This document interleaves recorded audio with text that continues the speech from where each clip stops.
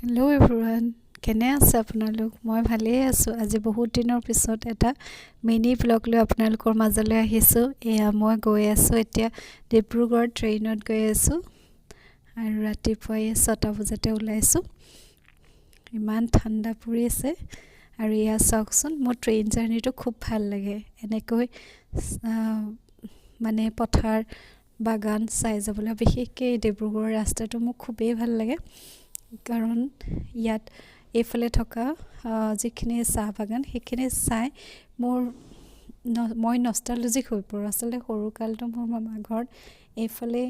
খুব অহা যোৱা হৈছিলে সেইকাৰণে এইবোৰ দেখিলে সেই শৈশৱলৈ মনত পৰে আৰু এয়া উভতনি যাত্ৰা ট্ৰেইন ষ্টেচনত এয়া ৰাতি 8টা বজাত এয়া এতিয়া আমি আকৌ যোৰহাটলৈ বুলি উভতিবলৈ